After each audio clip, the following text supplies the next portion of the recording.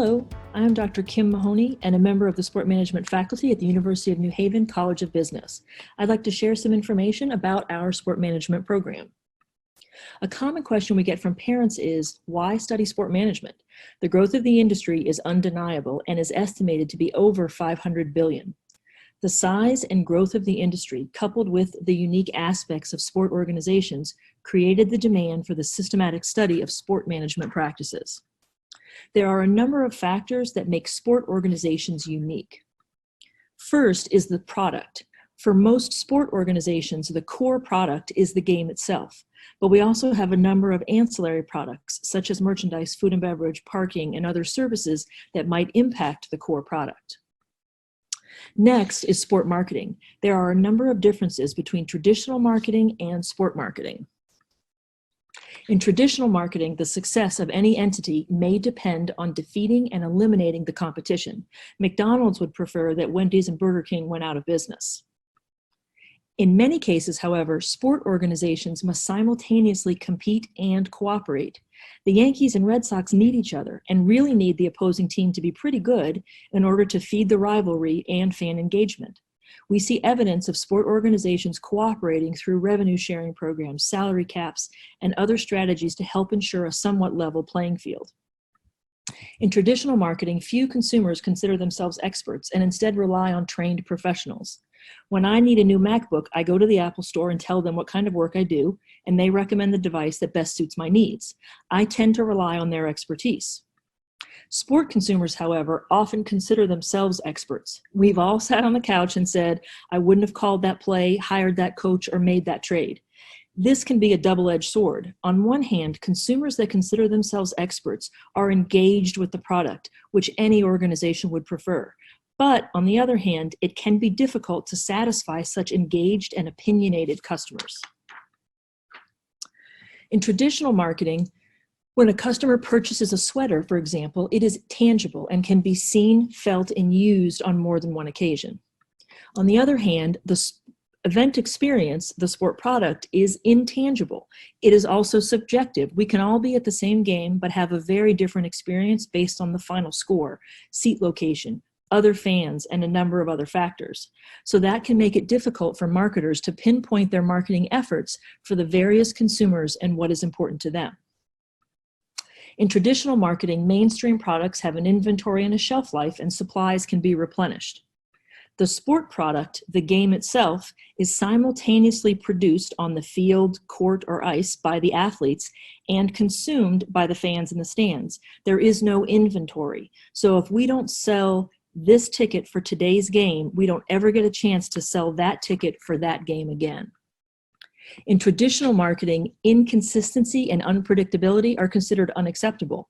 If you order the same meal at Shake Shack on the East Coast and on the West Coast, you expect them to be of consistent quality.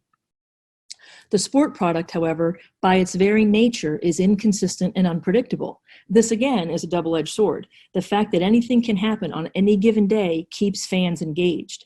But the organization is marketing a product they really don't have any control over and is highly unpredictable.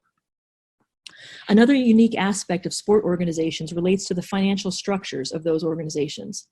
Many businesses are funded by the sale of their core product, such as automobiles for an auto manufacturer. Sport organizations, on the other hand, are not solely funded from the sale of the core product through game tickets.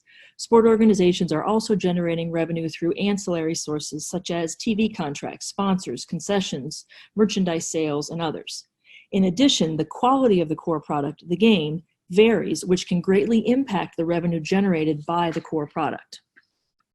And last but not least is the role of sport as a social institution. Sport plays a key role in our society, and we see evidence of that by how sports can bring people together, how we revere athletes, and the amount of media coverage it receives. More specifically, if we think about Colin Kaepernick's protest a few years ago, regardless of how you feel about his message or his method, what we can agree on is that his message would not have had the same impact or generated the same response if sport didn't have the role in our society that it does. So if you think about managing a sport organization in this environment, it provides an amazing platform, but being in the spotlight brings unique challenges. So we have designed an academic program based on these unique aspects of sport management. We have a Bachelor of Science in Sport Management and a number of other majors that incorporate sport management. All of the undergraduate programs you see here, with the exception of the new interdisciplinary esports and gaming degree, incorporate the same core business classes. Sport management programs at other institutions are sometimes housed in colleges of education, which are often lacking the business foundation created by our program. Here is a closer look at the Bachelor of Science in Sport Management. First, all students take the university core, which includes courses like English, math, science, communications, and history, which helps ensure we have well-rounded graduates. Then, all students majoring in sport management take the same business core as other business students, and you can see those courses listed on the right. On the left are the required sport management courses. In some instances, you are introduced to a subject in the broader business core, and then you will explore the topic further within the context of sport organizations within the required sport management courses. In other instances, you will notice classes unique to sport management. The program also includes 17 credits of electives, which enables you to incorporate most minors offered at the university to customize your education.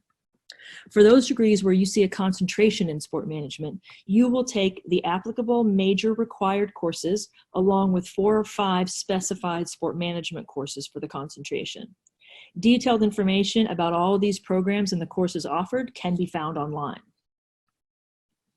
We have 3 full-time faculty members in the department. We all have industry experience and industry contacts. We are all teaching courses within our areas of expertise, and we are your advisors throughout your time at the university. Outside the classroom, we offer a variety of opportunities to learn and engage with the industry. These images represent industry executives we regularly bring to campus, while these images represent a few examples of our students out in the industry gaining experience, building their resume, and expanding their network. We've had some special opportunities in recent years. In 2019, a group of students worked at the College Football Championship in California, and another group worked at the fan experience at the NFL Pro Bowl in Florida. In both cases, funding was secured from the university to cover most travel expenses. This year, another group of students worked at the fan experience at the College Football Championship in New Orleans. In all instances, we also arranged for venue tours and meetings with industry professionals in all locations.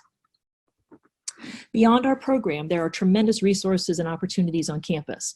We have an award-winning career development center dedicated to your success. Beyond your faculty mentors, we have a sports career mentor on campus that previously worked with the NFL and Disney, who mentors our students. Our sports industry club plans events on campus, coordinates trips to tour venues and attend events, and provides leadership opportunities for its members.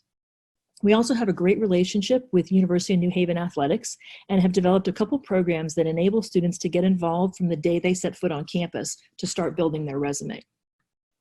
When thinking about future careers, students have to determine what they want to do and where they want to do it. Upon graduation, a student should not say, "I just want to work for the Yankees." He or she needs to say, "I want to work in community relations for the Yankees," or "I want to work in the compliance office at an NCAA Division I athletic department," or "I want to work in marketing and fundraising for the Special Olympics." You need to figure out the type of work and the environment where you want to work, and we are here to assist students in this process.